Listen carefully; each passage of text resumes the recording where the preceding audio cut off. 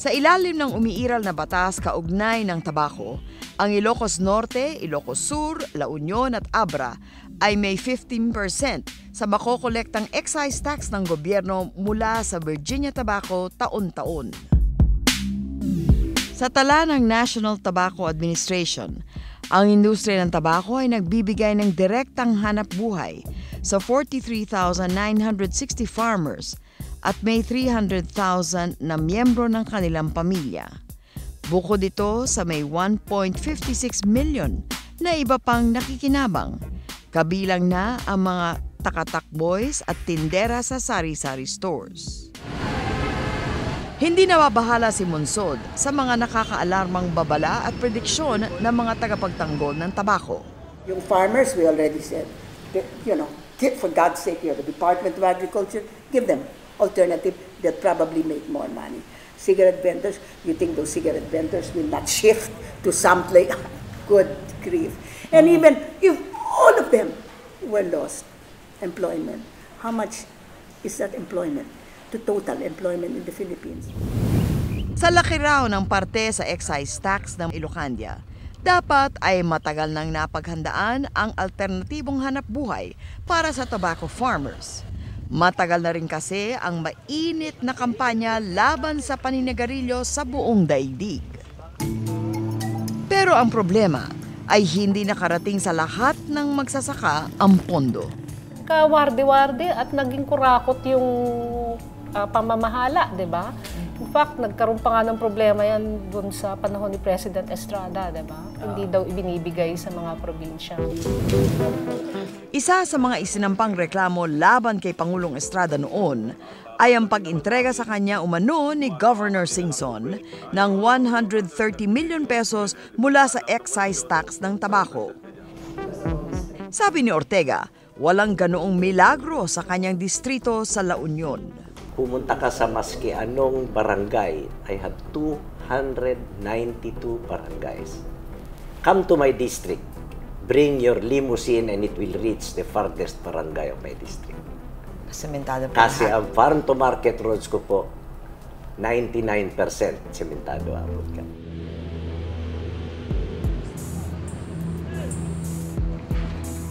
Dumayo kami sa Aringay, La Union at nakausap namin si Avelino Dacanay, leader ng mga magsasaka sa buong Ilocos Region. Hindi siya nakatira sa distritong nasasakupan ni Ortega, pero pinatotohanan niyang may mga proyekto ang probinsya na pinopondohan mula sa excise tax ng tabako. Ang problema lang ay mas kailangan daw nila ng puhunan. Dating nagtatanim ng tabako si Dacanay, pero tumigil siya noong 1996 at lumipat sa mais. Lugi raw kasi siya sa puhunan at labor. Sa tobacco industry, kung 6 yung anak mo, pati yung misis mo, kayo lahat nagtatrabaho sa tobacco. Labor intensive siya. Tapos nangangailangan siya ng malaking kapital. At nung tobacco farmers namin sa Santa Cecilia, nag-ship sila sa corn production. Nakita na nila talagang walang kita sa tabako. Ng mga palay. Ayon kay Dacanay, bumaba ang presyo ng tabako nang magsama ang Philip Morris at Fortune Tobacco. Sinabihan daw ni Governor Singson ang mga magsasaka sa Ilocos Sur na huwag munang magtinda ng tabako kung hindi itataas ang presyo. Hindi siya naniniwala na mamamatay ang industriya ng tabako oras na maging batas ang pinagtatalunang sin tax bill. Kulang pa tayo ng supply. Nag-i-export din tayo ng tobacco leaves. At the same time, yung mga tobacco cigarette manufacturer, nag-i-import sila as raw materials. Sa importasyon ng tabako, makikita raw kung paano talaga itrato ng industriya ang mga magsasaka. My God, they pay less. This is again fact. This is not an assertion on my part. They pay less for tobacco farmers, for Virginia tobacco, then they pay the Chinese farmers for the Virginia tobacco that they import. It's the same class. So these farmers, sobrang na exploited na. That's why I said they get screwed coming and going. Yeah, exploited ang tobacco farmers ng industriya, and then they're hiding behind, kawawa naman yung tobacco farmers. Base sa mga pag-aaral, bumababa ng 5% ang konsumo ng sigarilyo sa bawat 10% na pagtaas ng presyo.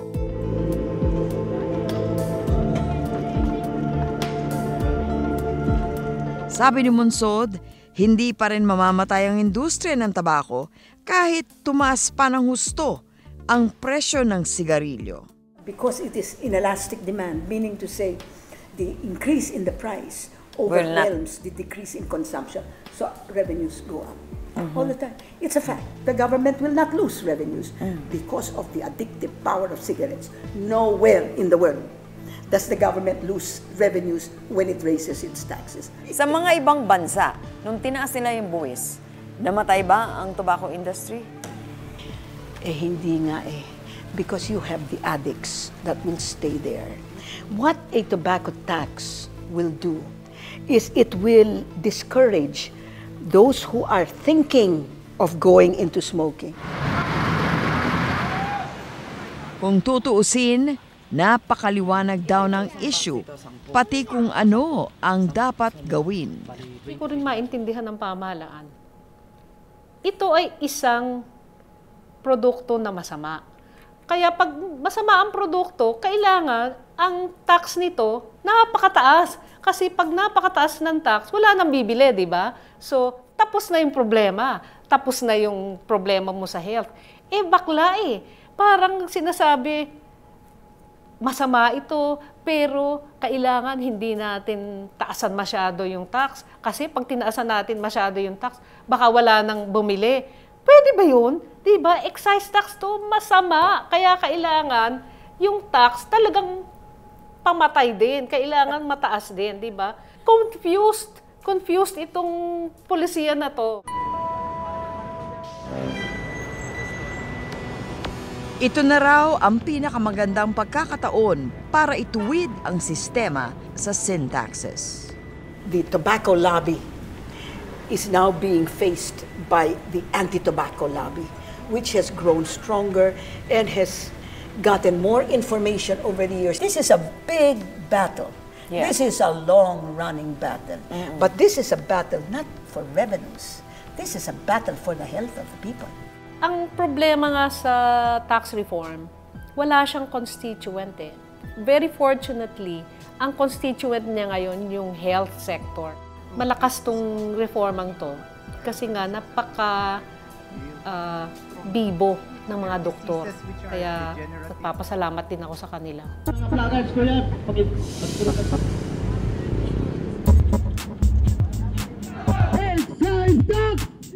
Importante yung revenues. You don't want to destroy it as well. No?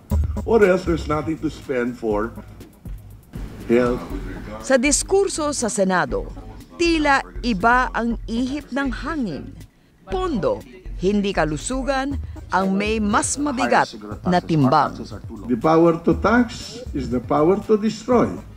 But it is also the power to keep alive the government.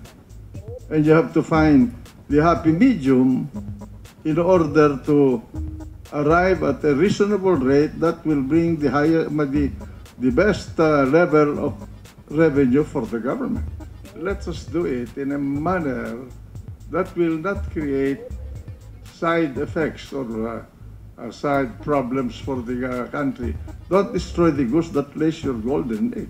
Let me remind everyone that this is the Ways and Means Committee, and therefore, my concern is the revenues.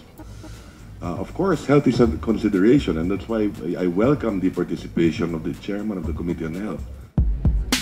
Ang direksyon ng Senado ay ilang ulit nang ipinaaalala sa hearing ni Senador Ralph Recto, ang chairman ng Ways and Means Committee at asawa ni Batangas Governor Vilma Santos. Thank you for coming to the hearing of the Senate Committee on Ways and Means. Nakatuon ang mata ng lahat kay Recto, bagong kaalyado ni Pangulong Aquino sa Partido Liberal at anak ng Batangas, kung saan nakatayo ang $300 million plant ng Philip Morris. Bilang chairman ng komite, siya ang timon ng reforma sa sin taxes. Siya ang magdidikta hanggang saan makararating ang kampanya sa anti-smoking.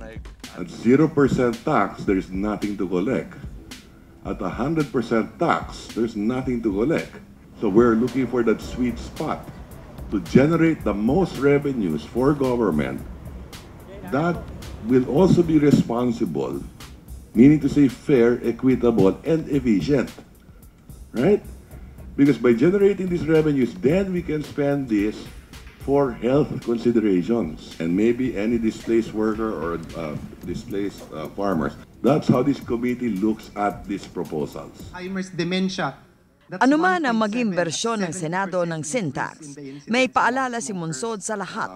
Huwag kalimutan ang nangyaring pagsingit ng lason sa sin tax law sa Bicameral Conference noong 1997. Kalampagin at bantayan ang mga miyembro ng Bicameral Conference Committee. Wala raw magagawa si Pangulong Aquino sa Bicameral Conference Committee kung hindi i-veto ang panukalang batas na hindi niya gusto. At pag nagkaganon, walang reformang mangyayari. He vetoes the damn bill, and of course, that will by cutting off your nose to spite your face. And he'll say, well, better something than nothing. So we're back again to square one. Ayan, lagi tayong bumaba kasi wala tayong pambayad sa mga dikes, di ba? Wala tayong mga pabahay sa mahihirap. Kasi nga, yung mga buwis na dapat ibayad, pumupunta sa pockets ng manufacturer. Dapat natatranslate na gano'n. Sa akin, ang kailangan ng isang tax reform, galit ng mga mamamayan. Galit na hindi natin kukolekta ng tama yung buwis. Galit na hindi natin napoprosecute yung malalaking tax evader. Kailangan pa nga bang magalit ang mga Pilipino para maisakatuparan ang tunay na reforma sa sin tax? Nasa kamay ng Senado at ng Bicameral Conference Committee ang sagot sa mga katanungan, ang malaking hamon sa tuwid na daan.